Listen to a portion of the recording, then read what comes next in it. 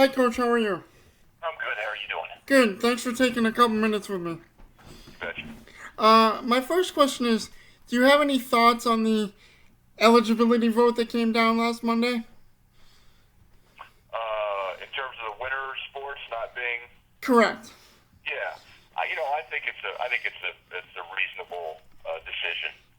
Obviously, I think anybody that follows sports, and whether it was men's basketball or wrestling or whatever winter sport you're talking about, women's basketball, our hearts go out to the seniors on all those teams.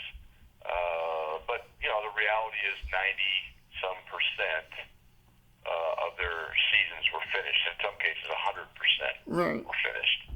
And the ones that were in postseason play that didn't get a chance to finish it are the ones you feel bad for. But I just think logistically speaking and fairness-wise, it would have been very, very difficult to allow them an additional year of eligibility. So as disappointing and heartbreaking as it was to not see those kids not be able to finish their careers the way they wanted to, and I speak as both a coach and a father.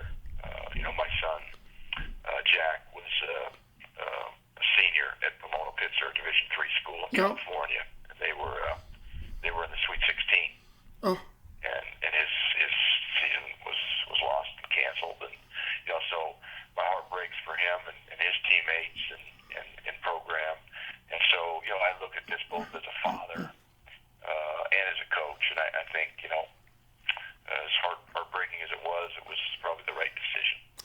with the ruling out of the way, is it more business as usual for you when it comes to the off season now? With that rule, Yeah. yeah, I wasn't even concerned with that rule. I wasn't expecting it to happen. I wasn't. Yeah, uh, that's kind of water under the bridge, and now we move on to next year and help those seniors graduate and move on to the next chapter in their lives as well. So yeah, I wouldn't say it's business as usual. We're certainly back, as we adjust to the world that we're living in today. Just take it each day as it comes. When they decided to cancel the season, did that accelerate your off season plans? Like, were there things that you started sooner than you ordinarily would? Well, it's yeah. The answer is yes, because recruiting, I think, you just jumped right into it because you couldn't practice, you couldn't play, you couldn't continue to prepare. We weren't going to the Final Four for a coaches convention. So yeah, as soon as the season was canceled, I had my year-end exit meetings that I have with all of our players, and I did that the day after we came back from Las Vegas.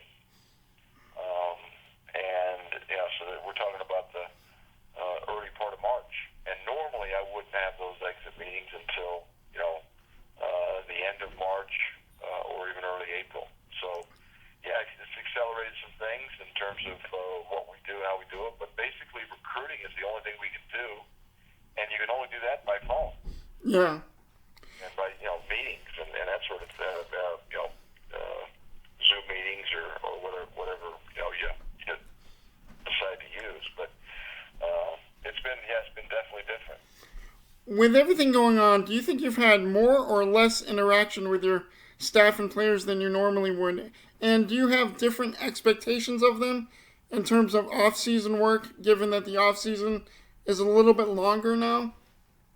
I don't. My expectations are no different, because my expectations of our players in any off season is you're doing something every day to get better. And whether that's with a basketball in your hands, or you're in the weight room, or you're conditioning, or working on your lateral quickness, or whatever the case may be that you need to work on in the off season to improve. My expectations haven't changed. What's changed is how do they get that done, Mm-hmm. and that has changed because they can't get in the gym. They can't get in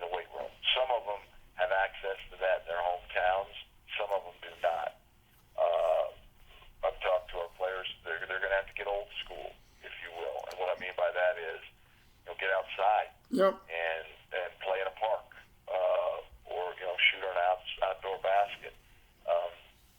You can't play pickup. Social distancing, you're not shouldn't be playing 1-on-1 or 2-on-2 or 3-on-3.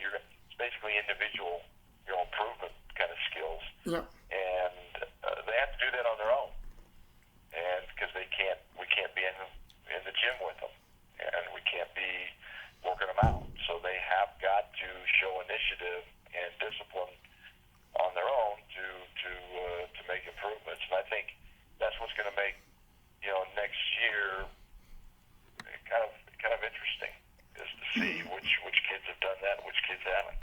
It'll all come out in the wash. I agree. That's a great point I hadn't thought of. One more question, Coach. With all that's going on today, has that impacted any summer plans you may have had, like team building activities or foreign trips or anything like that?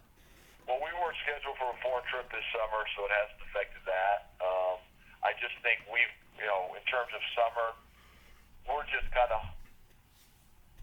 holding tight right now, and we're making tentative plans, but understanding that those may have to be fluid and changed.